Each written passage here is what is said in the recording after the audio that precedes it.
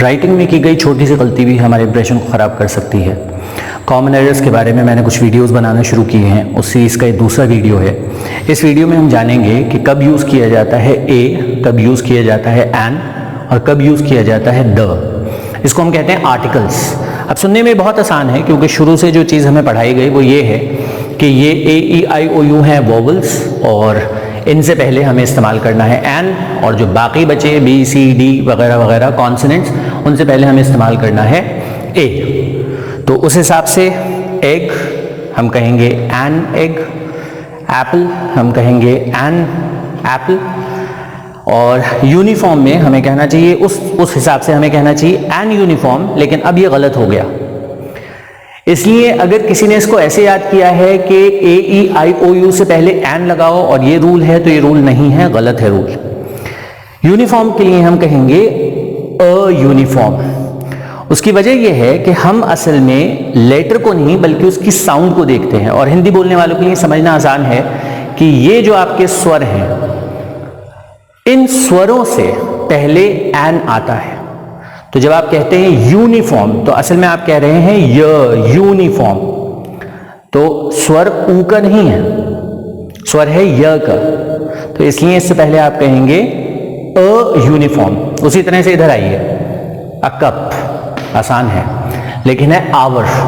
Rule के हिसाब से एच है तो एच से पहले आना चाहिए ए, क्योंकि एच कॉन्सोनेंट है, लेकिन आप कहेंगे एन आवर क्योंकि स्वर किस चीज का है, आवर। अगर हम इसको कहेंगे तो हम कहेंगे आवर।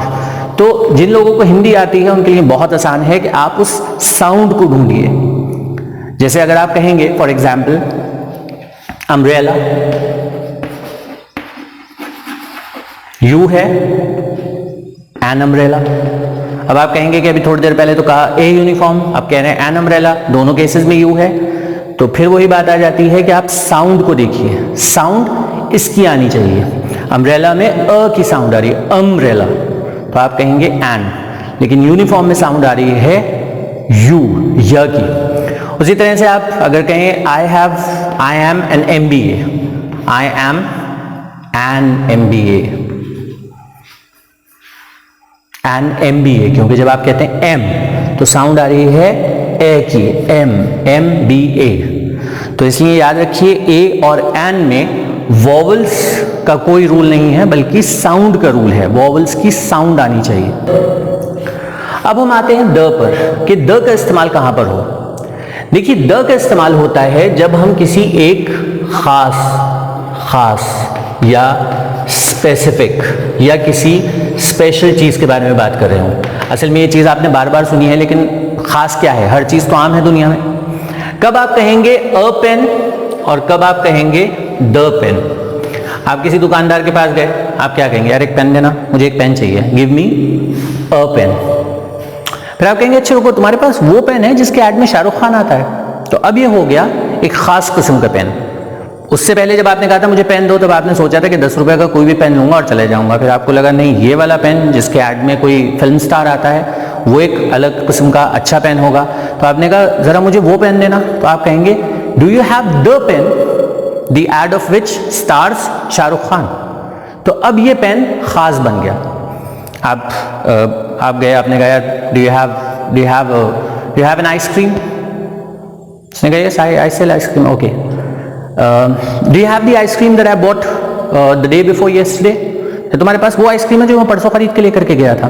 तो जब आप किसी चीज के बारे में, किसी स्पेसिफिक, किसी खास चीज के बारे में बात करते हैं तो आप उससे पहले द लगाते हैं। जैसे इंग्लिश की स्टोरीज में आपने अक्सर देखा होगा, देयर वाज अ किंग, एक राजा था, the king was very generous. अब राजा के बारे में तो बात हो गई, देयर वाज अ किंग, एक राजा था। अब इस राजा के बारे में बात हो रही है कि ये जो राजा था ये बहुत दयालु था। The king was generous. The king had a wife, उसकी एक बीवी थी। The wife was very loving and caring. तो उसी चीज से पहले अ भी आता है, लेकिन जब उसके बारे में बात हो चुकी है, तो अब जब बात हो रही है तो उस खास चीज के बारे में बात हो रही है, इसलिए अब हम लगाएंगे द। तो सिंपल, आसान भाषा में सिंपल सा रूल है कि ए जब उसके बारे में पहली बार बात हो रही हो, a cup, I need a cup of T, चाय मिल गई आपको। अब आप वो कप छोड़ करके गए, where is the cup that was kept here, where is the cup that I just left here. तो अब उस कप के बारे में बात हो रही है जो कप आप यहाँ छोड़कर गए थे। तो कप से पहले जब हम पहली बारे में बात कर रहे हैं और जब उसके बारे में किसी खास कप के बारे में बात कर रहे हैं तब हम कहेंगे the. I hope it is simple and easy. अभी भी कोई प्रॉब्लम है कमेंट्स में लिखिए, I will try to answer your questions. Thank you so much.